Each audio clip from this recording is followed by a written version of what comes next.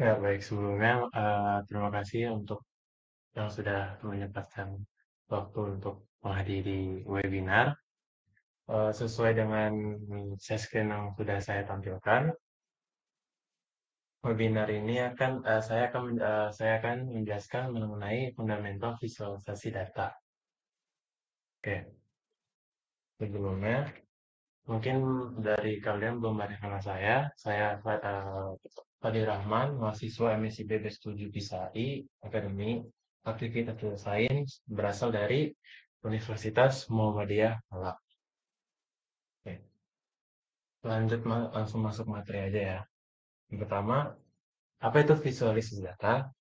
Visualisasi data adalah proses mengubah data mentah menjadi representasi visual seperti grafik, diagram, peta, dan lain-lain sebagainya. Tujuannya adalah untuk mempermudah pemahaman, analisis, dan komunikasi informasi yang kompleks. Dengan visualisasi, kita dapat melihat pola, tren, dan hubungan dalam data yang mungkin sulit diidentifikasi hanya dengan melihat angka-angka. Jadi, visualisasi data ini mempermudah bagi kita sebagai seorang yang mengolah data agar saat kita menyampaikan hasil yang sudah kita dapatkan kepada mungkin konsumen atau yang kita akan sampaikan itu lebih mudah dimengerti. Nah, mengapa visualisasi data itu penting? Yang pertama, meningkatkan pemahaman.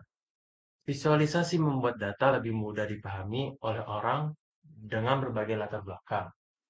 Jadinya kalau misalnya ada orang yang tidak terlalu mengerti tentang apa namanya angka-angka atau tidak bisa membaca data, mungkin seperti data yang masih mentah segala macam, visualisasi data ini membantu kita untuk lebih mudah memahami, sehingga orang-orang yang tidak paham itu bisa mengetahui dan bisa membaca isi dari data tersebut. Yang kedua, memudahkan analisis. Pola dan tren dalam data menjadi lebih jelas sehingga memudahkan dalam pengambilan keputusan. Yang ketiga, memperkuat komunikasi. Visualisasi data yang efektif dapat menyampaikan pesan secara lebih persuasif, sehingga tidak ada terjadi ketidakpahaman antara lawan bicara. Sehingga lawan bicara pun dapat mengerti apa yang kita bahas dan dapat mengikuti alur yang sedang kita bicarakan. Dan terakhir, mengungkapkan informasi tersembunyi. Visualisasi dapat membantu menemukan informasi yang tidak terlihat pada tabel ataupun laporan. Atau lebih tepatnya bisa menemukan hal-hal penting yang tidak terlihat secara langsung di data, tapi kita bisa temukan itu saat kita sudah mengolah dan memvisualisasikan data tersebut. Tujuan visualisasi data.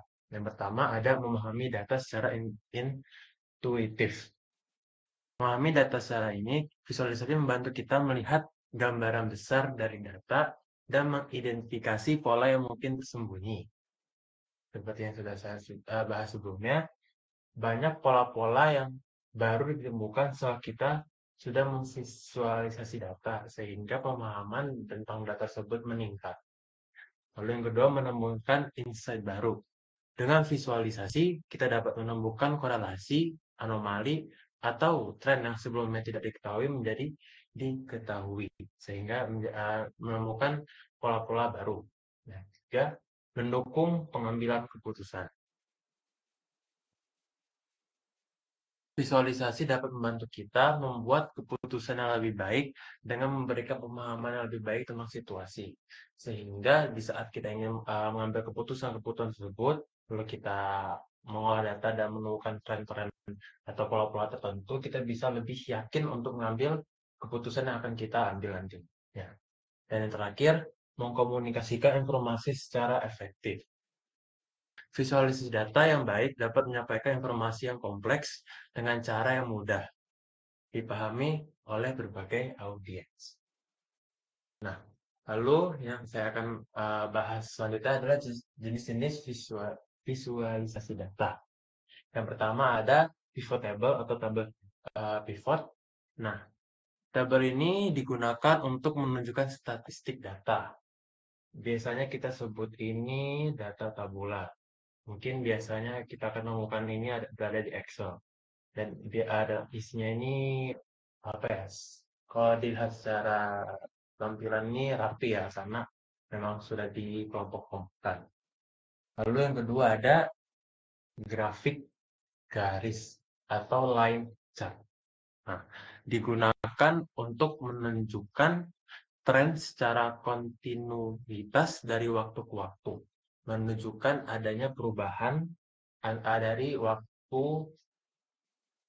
Bisa dilihat dari contohnya ini grafik produksi buah-buahan dari tahun 2000 sampai 2001. Jika kita ingin melihat per tahun ada perubahan, kita bisa biasanya menggunakan grafik garis ini.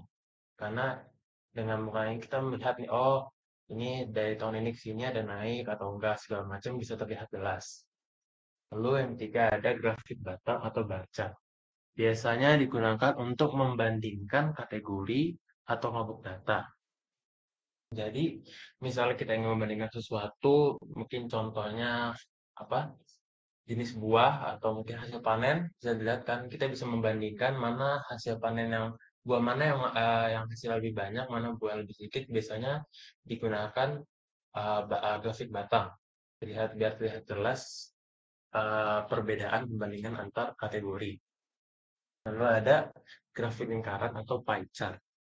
Nah, biasanya ini digunakan untuk menunjukkan proporsi bagian dari keseluruhan data. Biasanya kalau kita lihat di koran-koran, ini tuh biasanya digunakan oleh orang-orang untuk apa namanya, menunjukkan hasil contoh survei. Nah, kita bisa lihat nih, oh survei, contohnya survei kepuasan. Ada skalanya tuh, 1 sampai 5. Biasanya hasil visualisasi yang digunakan tuh berbentuk pie chart untuk menunjukkan persentase agar terlihat jelas persenan dari suara yang masuk. Contohnya itu seperti survei atau mungkin seperti apa namanya yang digambar ini proporsi jenis jabatan, berapa banyak orang yang jabatan pengawas, pelaksana dan sebagainya. Untuk kalau ingin melihat persenan biasanya kita gunakan pie chart atau grafik lingkaran. Lalu ada histogram. Mirip dengan grafik batang, tetapi digunakan untuk menunjukkan distribusi frekuensi data numerik. Mirip, cuman ada perbedaan karena dengan grafik batang.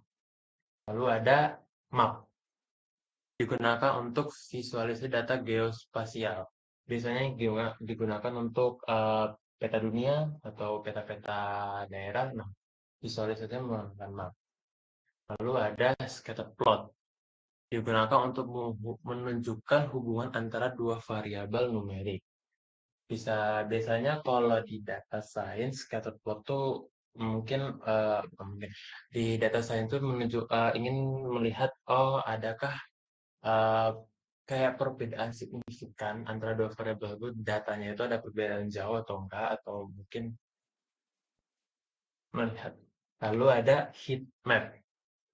Heat map digunakan untuk menunjukkan nilai numerik dalam berbentuk warna. Selain digunakan untuk memotret data, biasanya kita gunakan untuk melihat apakah atribut-atribut tersebut memiliki apa namanya, memiliki hubungan. Nah, biasanya kalau untuk dilihat dari gambar di sini, dilihat ada warna paling bawah tuh gelap 0 dan paling terang 1. Jadi semakin warna itu semakin terang, maka dia mempunyai hubungan antara atribut. Sedangkan jika warnanya semakin gelap, maka ada kemungkinan antara dua atribut tersebut tidak ada hubungannya sama sekali. Tapi untuk di kasus seperti ini baru kemungkinan saja, tidak pasti. Lalu alat untuk visualisasi data. Nah, untuk alat-alat yang bisa digunakan, pertama software itu ada Tableau, Power Power BI dan ClickSense. Lalu library pemrograman ada Matplotlib, Seaborn, Plotly, dan terakhir spreadsheet, Excel atau Google Sheet. Lalu proses membuat visualisasi data. Yang pertama, pemahaman data. Eksplorasi data. Kenali data yang akan divisualisasikan. Apa jenis datanya? Numerik, kategorikal, apa rentang nilainya, apa distribusi datanya. Tujuan visualisasi. Tentukan apa yang ingin Anda komunikasikan melalui visualisasi, ingin menunjukkan tren, perbandingan, diskusi, atau korelasi. Seperti yang sudah saya jelaskan sebelumnya, dari jenis-jenis itu, kita harus mengetahui dulu nih, kita mau menunjukkan apa. Karena tidak semuanya bisa sesuai dengan jenis-jenisnya. Kalau tadi seperti namanya, kalau ingin perbandingan, kita bisa menggunakan bar chart, menunjukkan tren bisa menggunakan line chart untuk tahunan, distribusi, korelasi, korelasi bisa menggunakan heat map. Lalu pemilihan jenis visualisasi. Sesuaikan dengan data. Pilih jenis visualisasi yang paling sesuai dengan jenis data dan tujuan analisis. Pertimbangkan audiens sesuai tingkat kompleksitas visualisasi dengan pemahaman audiens. Pertimbangan audiens itu berarti audiens yang ingin kita sampaikan kita harus mengerti, harus tahu dulu nih arahnya, audiens kita tuh mengertinya sepahaman mana. Karena kalau misalnya nanti kita menunjukkan visualisasi data, misal visual data ini, tapi audiens kita tidak mengerti, ya tidak ada gunanya gitu loh. Berarti informasi yang kita sampaikan itu tidak tersampaikan dengan baik. Sehingga kita harus mengetahui pemahaman audiens. Lalu yang ketiga, persiapan data. Bersihkan data, hapus data yang tidak relevan, atasi nilai-nilai, dan pastikan konsistensi data. Transformasi data, lakukan transformasi data jika diperlukan, seperti normalisasi atau agregasi. Yang keempat, pembuatan visualisasi. Pilih alat. Gunakan alat visualisasi yang sesuai seperti Matplotlib, Seaborn, Plotly, Tableau, atau Corby. Untuk elemen visual, pilih jenis grafik, warna, label, judul, dan elemen visual lainnya. Atur estetika. Pastikan visualisasi terlihat menarik atau mudah dipahami. Jadi contohnya kayak misalnya dari segi warna, kita juga harus memikirkan warna-warna yang dipakai, apakah nanti warna ini terlalu apa gitu. Jadi kayak eh, estetika dalam visualisasi itu juga diperlukan agar orang yang melihat itu juga tidak tidak terlalu apa ya namanya, nggak kaku warnanya, atau uh, kalau bisa tuh lebih menarik. Jadi orang lebih paham dan lebih ingin mengetahui lebih lanjut. Lalu yang kelima ada interpretasi, analisis visualisasi.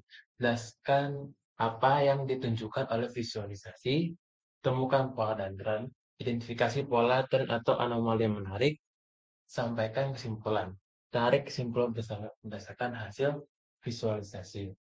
Nah, itu sampai kesimpulan. Jadi, visualisasi data adalah alat yang sangat powerful untuk mengungkapkan makna tersembunyi dalam data. Dengan memahami prinsip-prinsip dasar dan memilih alat yang tepat, Anda dapat membuat visualisasi yang efektif untuk mendukung pengambilan keputusan dan komunikasi data. Sehingga kita dapat kita ambil tarik kesimpulannya, visualisasi data itu penting pada saat kita ingin mengambil sebuah keputusan. Karena apa? Jika kita mempunyai data, tapi kita tidak bisa menyampaikan informasi dari apa yang ada di dalam data-data tersebut, bagaimana kita ingin mengambil keputusan, bagaimana kita ingin menarik audiens untuk mendengarkan kita, bagaimana juga para audiens ini mengerti gitu loh, apa yang sedang kita bicarakan. Visualisasi ini tuh membantu kita agar audiens-audiens yang ingin kita tuju, orang-orang yang ingin mendengar, orang yang kita ingin tuju itu mengerti apa yang kita bahas, mengerti apa yang dari isi data tersebut, dan menemukan pola-pola yang tersembunyi di dalam data-data yang sedang kita olah. Mungkin uh, sebelumnya, apakah ada yang ingin bertanya? Jika ada, bisa langsung chat di kolom komentar. Kalau tidak ada, mungkin bisa saya akhiri sesi webinar ini. Saya tunggu sebentar ya. Siapa tahu ada yang ingin bertanya.